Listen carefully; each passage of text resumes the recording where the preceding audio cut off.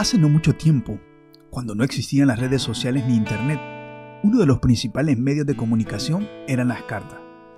Aunque todavía no han desaparecido, ya no son tan populares como antes.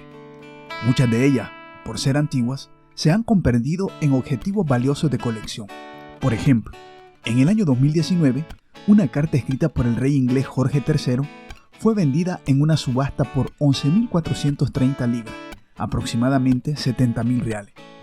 Con fecha del 14 de mayo de 1803, relataba la guerra entre el Imperio Británico y la Francia de Napoleón Bonaparte.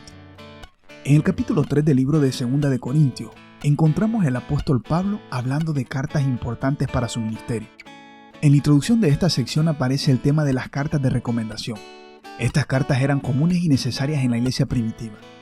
Un falso profeta o apóstol podía viajar de ciudad en ciudad diciendo que había sido enviado por un apóstol. Para evitar problemas como este, frecuentemente se enviaban cartas de recomendación a los cristianos mientras viajaban. El propio Pablo escribió cartas de recomendación en muchas ocasiones. Ahora, estaba a punto de presentar su propia carta de recomendación.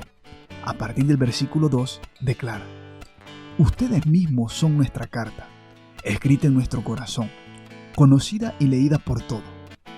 Es evidente que ustedes son una carta de Cristo, expedida por nosotros, escrita no con tinta, sino con el Espíritu del Dios viviente, no en tablas de piedra, sino en tablas de carne, en los corazones. Pablo deja claro en este texto que tiene una carta de recomendación, pero no está escrita en papel. Los cristianos en Corinto, junto con los grupos de cristianos donde Pablo había trabajado, eran la carta viva que validaba su ministerio.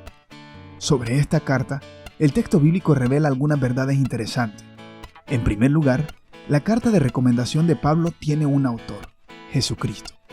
Los cristianos de Corinto eran, de hecho, la carta de recomendación de Pablo, pero él entendía que no fue él quien escribió esa carta, sino Jesús. En segundo lugar, la carta de recomendación del apóstol fue escrita con una pluma, y esa pluma fue el propio Pablo. Él usó su vida para escribir en la vida de las personas que sirvió. Otro detalle importante es que la carta de recomendación de Pablo no fue escrita en papel físico, sino en los corazones de los cristianos de Corinto. Las personas con las que trabajó eran el testimonio vivo de la eficacia de su ministerio. No eran los títulos, diplomas o certificados de Pablo los que autenticaban su trabajo, sino las vidas transformadas por la influencia de su obra. Por último, Pablo recuerda que los cristianos son cartas que son leídas por las personas a su alrededor. Incluso cuando estamos en silencio, transmitimos mensajes a quienes nos rodean. Sin embargo, hoy debemos preguntarnos, ¿qué están leyendo las personas en la carta de nuestra vida? ¿Qué mensaje transmitimos donde quiera que vayamos? Encuentro muy interesante lo que un predicador declaró cierta vez: nosotros somos la única Biblia que muchas personas leerán.